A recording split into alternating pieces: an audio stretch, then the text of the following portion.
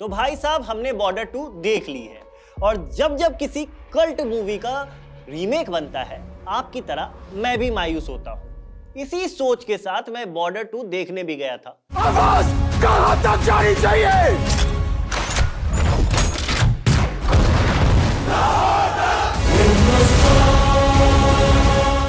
वरुण धवन पर बन रहे मीम्स ने तो अलग माहौल बना ही रखा था कि फिल्म होगी तो बकवास ही, मगर बॉर्डर 2 ने मुझे चौंका दिया।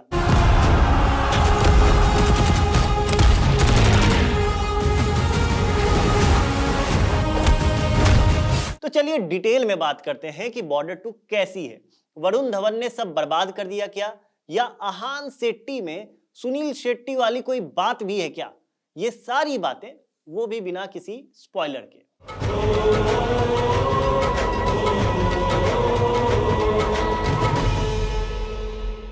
अनुराग सिंह के डायरेक्शन में बनी बॉर्डर 2 काबिले तारीफ है। वजह क्योंकि इसने हमारा बॉर्डर 1 वाला मजा किरकिरा नहीं होने दिया। सच बताऊं तो इसका ट्रेलर देखकर मैं डाउट में था कि क्या ही होगी ये फिल्म, मगर फिल्म अच्छी निकली है। अनुराग सिंह की तारीफ बनती है कि उन्होंने बॉर्डर 1 के साथ इंसाफ किया है।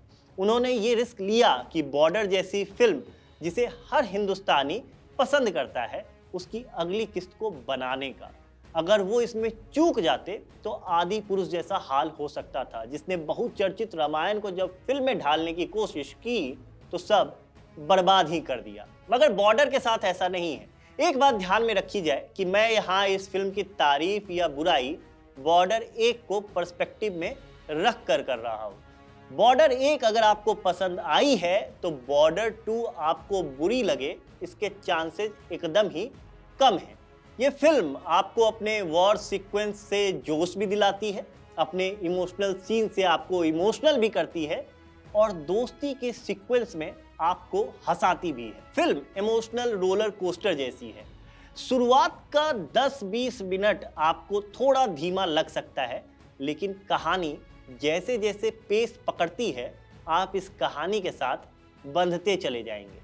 फिल्म की कहानी बांग्लादेश की आज़ादी के दौरान भारत पाकिस्तान के बीच हुए वॉर पर बेस्ड है, मगर इसमें जो वॉर दिखाई गई है वो ईस्ट पाकिस्तान यानी बांग्लादेश के बॉर्डर पर लड़ी जाने वाली वॉर नहीं है, बल्कि वेस्ट पाकिस्तान यानी जो अभी का पाकिस्तान है वहाँ लड़ी लड़ाई को इसमें दिखाया गया है।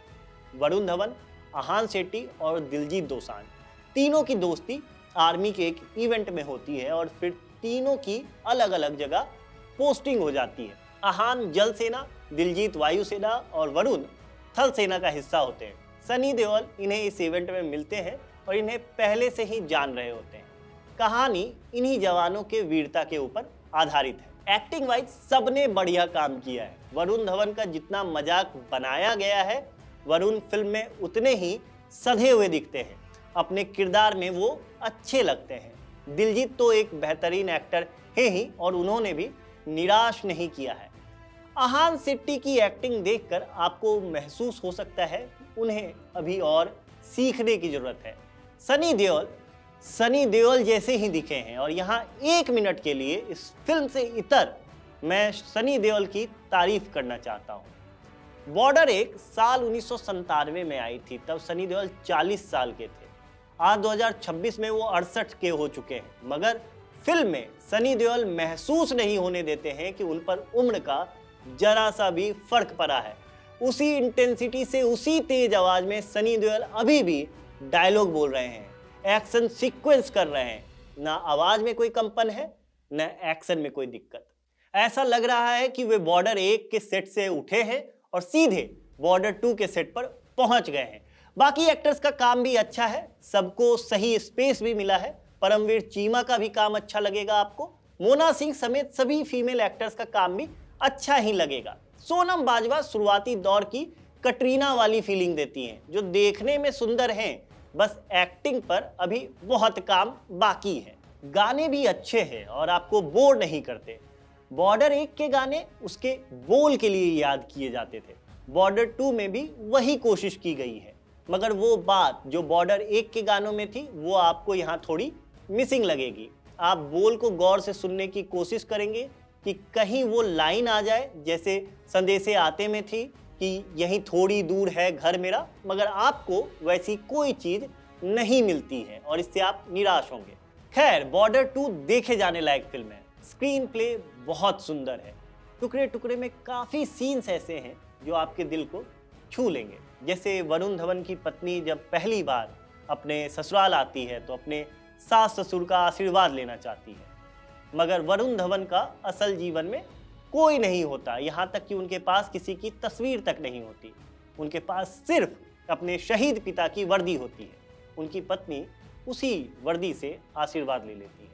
दिलजीत जब लड़ने जाते हैं तो उनकी माँ इमोशनल हो जाती हैं।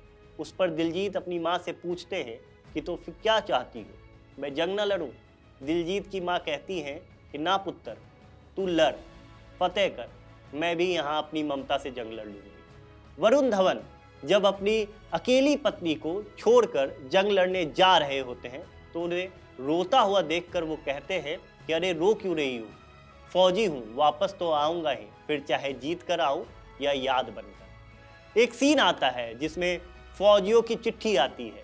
एक के घर से उसके माँ की मौत की खबर आती है, दूसरे के घर उसके बेटी की जन्म की खबर आती है। दोनों उदास हो जाते हैं। दूसरा कहता है कि मैं अपनी बेटी का नाम तेरी माँ के नाम पर रखूंगा। दोनों गले लग के रोने लगते हैं। पीछे संदेशे आते हैं का बीजीएम। आहा, ये सारे सीन्स, ये सारे डायलॉग्स बड़े खूबसूरत लगते हैं और आपको इमोशनल कर देंगे। सिनेमा बनाने की एक टेक्निक चेखव्स गन का भी कई जगहों पर आपको इस्तेमाल दिखाई देगा, जहां शुरुआत में कुछ एक सीन्स आपको किसी काम के नहीं लगेंगे, लेकिन बाद में फिल्म में जब उस सीन के रेफरेंस में कुछ दिखाया जाता है तो आपके मुंह से वाव निकल जाता है। सनी देओल का डायलॉग जैसे जहां फौजी खड़ा होता है वहीं बॉर्डर होती है, उसके पार कुछ नहीं जाता, न दुश्मन, ना उसकी गोली और ना ही दुश्मन के इरादे। पर्सनली पूछेंगे तो आपको ये फिल्म देखकर अफसोस नहीं होने वाला है। बॉर्डर एक अच्छी लगी थी तो ये भी अच्छी ही लगेगी। मैं बॉर्डर को हमेशा से वॉर फिल्म्स का द फैमिली मैन वाला वर्जन मानता हूँ, जहाँ सिर्फ बॉर्डर की जंग ही नहीं, फौजी के अंदर की जंग को भी बखूबी दिखाया जाता है। बॉर्डर 2 भी वही सेम चीज परोसती है। आप फिल्म में रोएंगे या नहीं ये आपकी इच्छा शक्ति पर निर्भर करता है, मगर फिल्म आपको छुएगी जरूर। पुराने सनी को आपने बॉर्डर 1 में जिस तरह बम भरते देखा था वैसा ही वो यहाँ पर भी करते दिखते हैं। बॉर्डर 2 भी वही शौर्य गाथा है जिसमें एक फौजी को एक एक करके टैंकर उड़ाते देख पाकिस्तानी उसके सामने आते ही टैंकर को मोड़ लेते हैं। एक्शन सीन्स में सनी देओल टच जरूर है, मगर वही उसे बॉर्डर का सीक्वल भी बनाता है। हमारी तरफ से फिल्म को 5 में से 3.5 स्टार प्लस आधा स्टार यानी 4 स्टार। आधा स्टार एक्स्ट्रा बस इसलिए क्योंकि इन्होंने बॉर्डर 1 का मजा खराब नहीं किया। आप देखिए, आप इस फिल्म से निराश नहीं होंगे।